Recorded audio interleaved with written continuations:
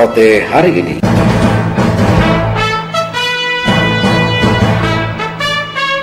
Selamat pagi pendengar, Anda mengikuti rangkaian informasi yang terangkum dalam Rote hari ini, edisi Sabtu 25 Juli 2020. Dari Rote dan seputaran Nusa Tenggara Timur ada beberapa informasi yang menjadi rangkuman Rote hari ini diantaranya.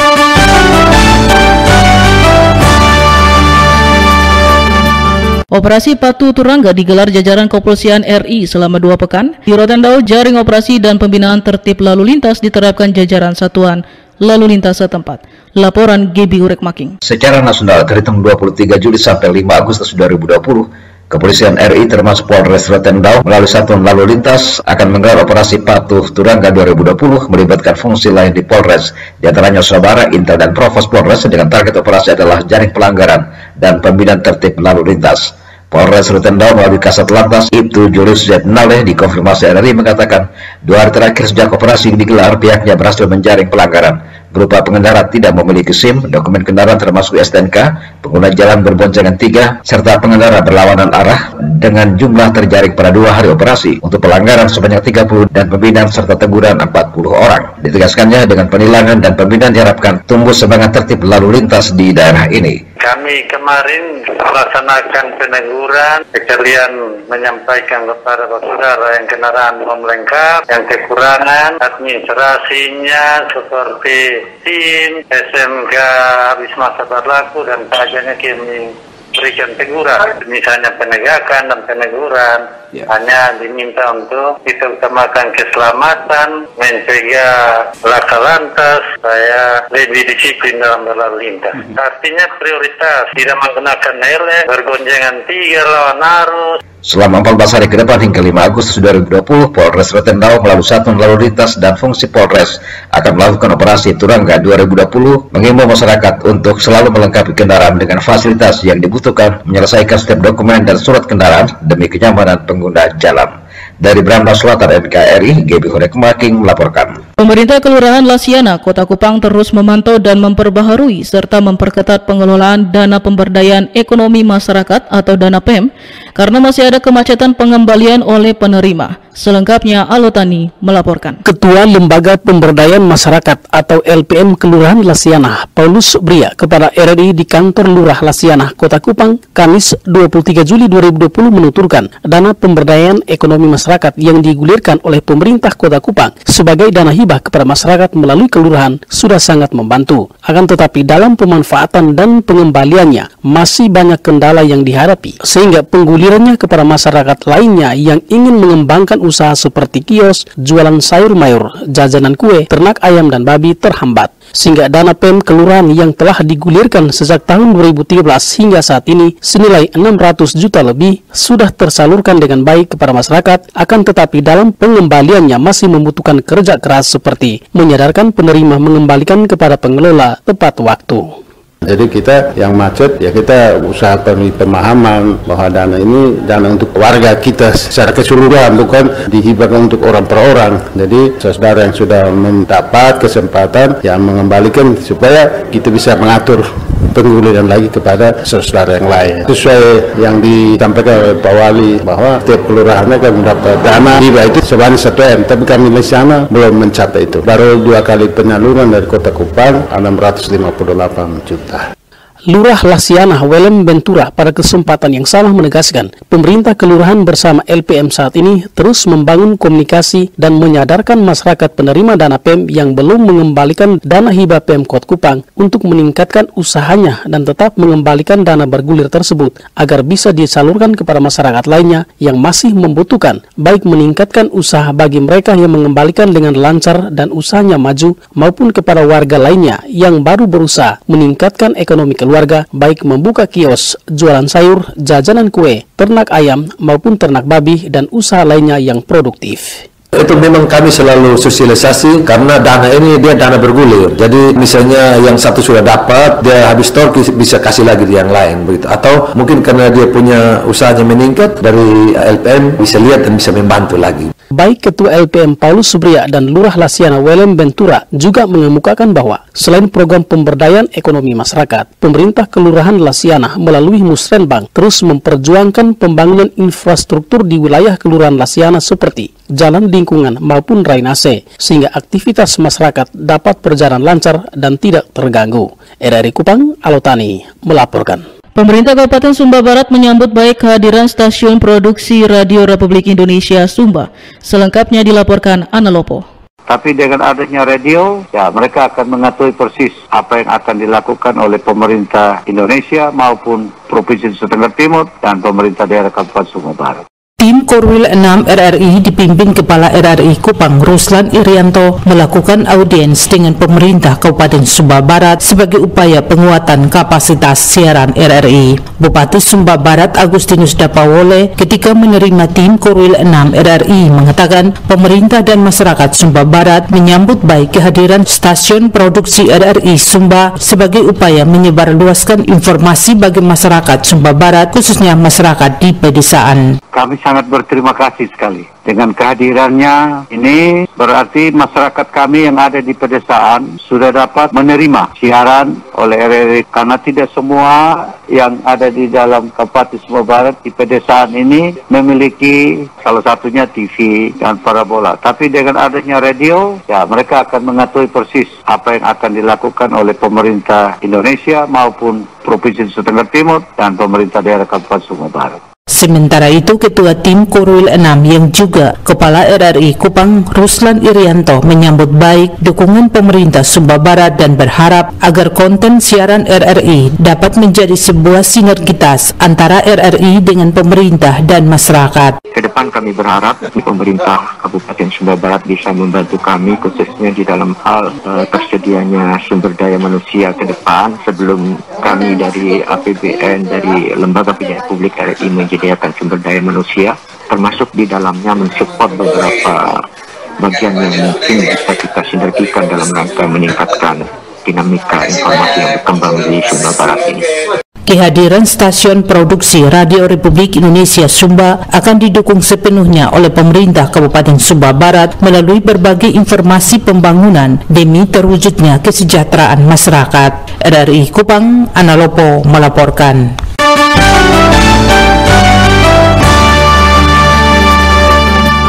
...874 kepala keluarga di Kelurahan Manumutin, Kecamatan Kota Tambua, Kabupaten Belu menerima bantuan jaringan pengaman sosial JPS.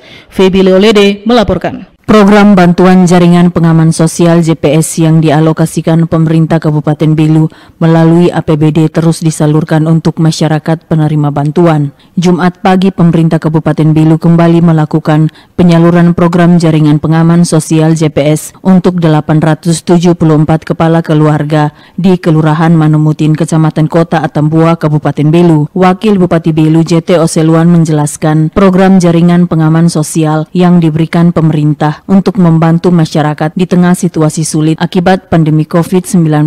Karenanya selain memanfaatkan uang tersebut secara baik, tetapi masyarakat juga diingatkan untuk mematuhi protokol kesehatan secara tertib sehingga zona hijau yang masih ditetapkan untuk Kabupaten Belu dapat dipertahankan.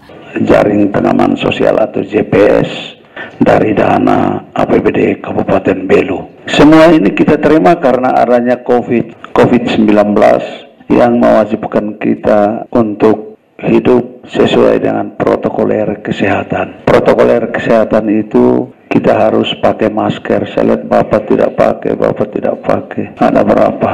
Harus. Karena terima itu karena harus pakai ini. Duduk, jaga jarak, tidak rapat, dan lain-lain. Kita memang agak susah ya untuk melaksanakan disiplin. Dana ini diberikan untuk mengurangi dampak yang terjadi akibat adanya COVID-19. COVID-19 ini virus ida maknaran COVID-19. Wabub Oseluan juga mengingatkan agar dalam proses pembagian JPS, masyarakat wajib menggunakan masker dan menjaga jarak. Petugas kelurahan dan relawan harus memperhatikan hal tersebut sehingga tidak menyebabkan penyebaran virus dengan kerumunan yang dilakukan. Jadi Bapak Ibu terima ini harus taat protokoler kesehatan. Sekarang orang bilang pakai istilah tatanan baru itu kita boleh kerja. Sebelumnya larang kita keluar rumah. Sekarang boleh kerja. tetapi tetap masker.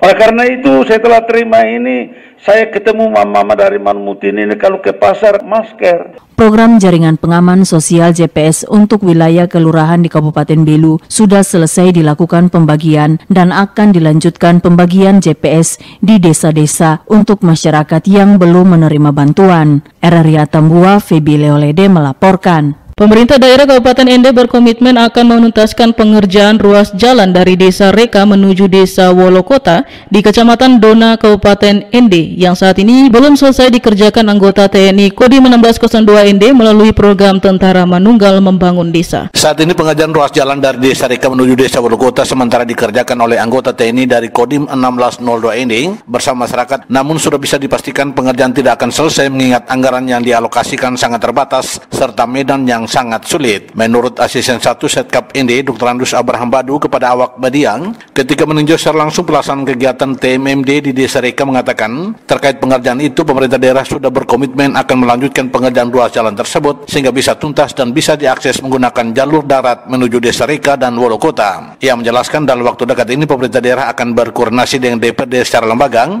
untuk membahas terkait anggaran tambahan pengerjaan ruas jalan tersebut. Segera kami berkoordinasi dengan lembaga DPRD untuk bagaimana supaya melanjutkan kegiatan ini. Dan Bupati sudah berpesan pada saya bahwa paling cepat tahun ini, paling tahun depan, untuk dilanjutkan jalan tembus di kampung Wolokota. Pemerintah siap untuk melanjutkan. Abraham Badu menambahkan dengan dibukanya akses jalan dari Reka menuju Wolokota, maka masyarakat tidak lagi menggunakan transportasi laut, apalagi pada musim barat sangat berisiko tinggi karena gelombang laut tinggi. Sementara itu, Wakil Ketua DPRD Kabupaten Ende, Erikos Emanuel Rede, pada kesempatan yang sama mengatakan, pemerintah daerah segera mengajukan anggaran tambahan untuk pengerjaan ruas jalan Reka Wolokota sebelum sidang perhitungan anggaran perubahan, sehingga DPR bisa mengalokasikan anggaran sesuai kebutuhan. Menurut Erik Rede, pembangunan infrastruktur penting dilaksanakan oleh pemerintah, apalagi untuk wilayah selatan, guna meratas daerah terisolir yang selama ini belum bisa diakses melalui jalur darat. Secara teknis kami minta pemerintah, ya karena ini masih ada kaitannya dengan TMMD, dari sisi teknis penganggaran silakan pemerintah mengajukan anggaran sebelum sidang perubahan. Jadi silakan menggunakan dana silpa. Erik Rede menambahkan, meski kapasitas fiskal sangat rendah, namun kelanjutan pembangunan ruas jalan tersebut juga sangat penting, sehingga perlu dituntaskan agar bisa menumbuhkan tingkat perekonomian masyarakat di wilayah tersebut. RRI Ende, Heripo melaporkan. Aliansi Masyarakat Desa Kolikapa datangi gedung DPRD Ende terkait mosi tidak percaya masyarakat kepada Kepala Desa Kolikapa tentang pelayanan dan pembangunan yang terjadi di Desa Kolikapa, Kecamatan Maukaro.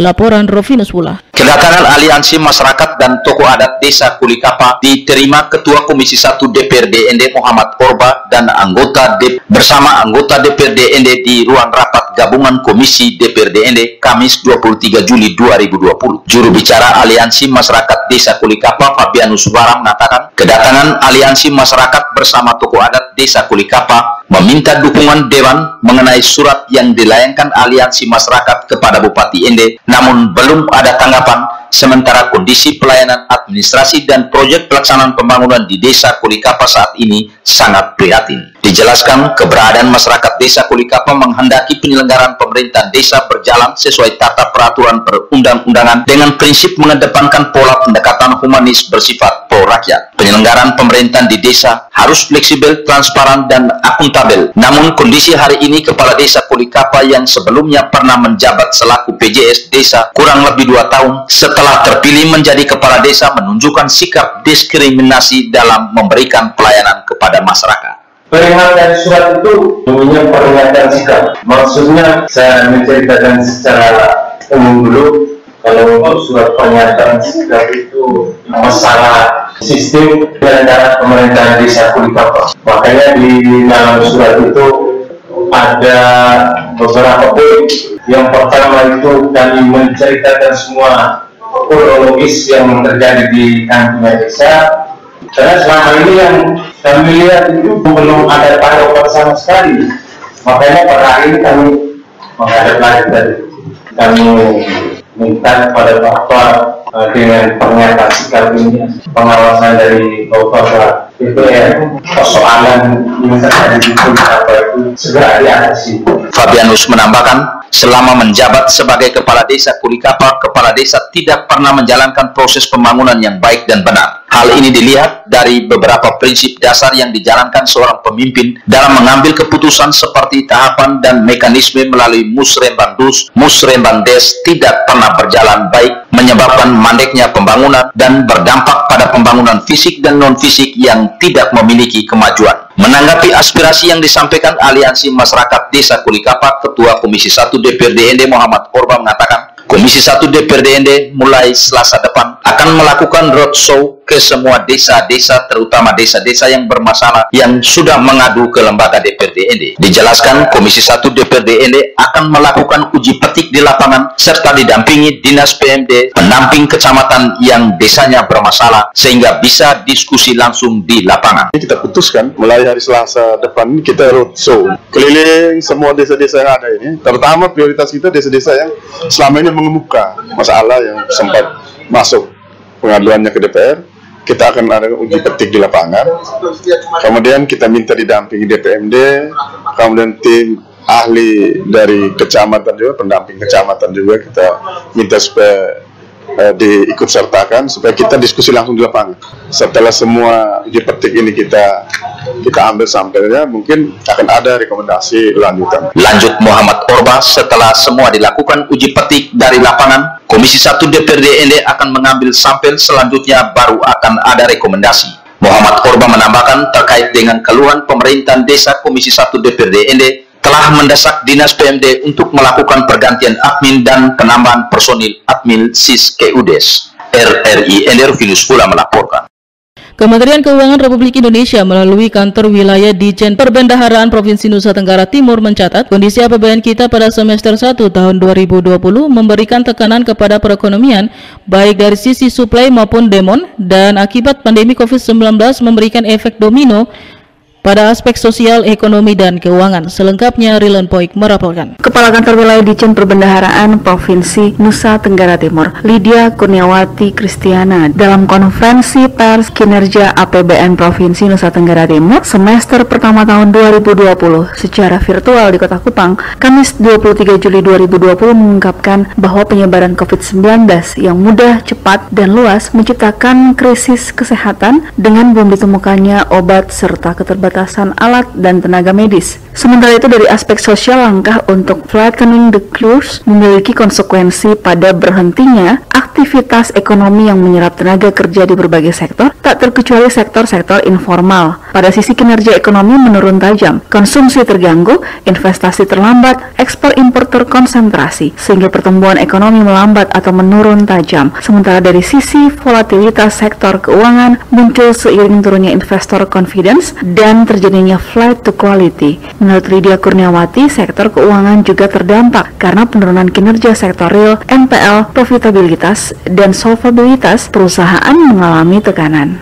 Kondisi ekonomi terkini secara nasional, pandemi COVID-19 ini memang masalah kesehatan yang berdampak pada sosial, ekonomi, dan keuangan. Angka kemiskinan Maret itu secara nasional 9,78, berarti naik Bapak Ibu dari kondisi 2009. Namun pemerintah memberikan respon yang cepat dengan keluarnya Perpu 1 2020 yang kemudian ditetapkan menjadi Undang-Undang Nomor 2. Dan juga pemerintah melakukan perubahan postur APBN. Secara fakta, kinerja fiskal dari sisi kinerja perpajakan pasti mengalami perlambatan akibat PSBB. Namun, mulai membaik di sektor-sektor tertentu. Ini nanti Pak Belis akan bisa menjelaskan kepada Bapak Ibu sekalian. Kemudian setelah dilakukan pelonggaran gitu ya, kondisinya membaik.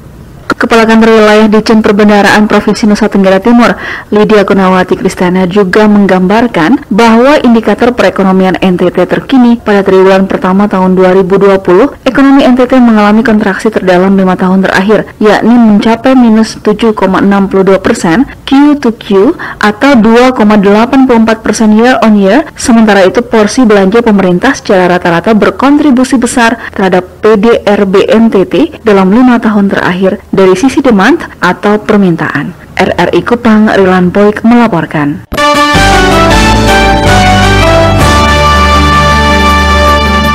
Dengar demikian rangkaian informasi yang disampaikan melalui Rote hari ini. Atas nama kerabat kerja yang bertugas, saya Yona Sape mengucapkan terima kasih dan selamat pagi.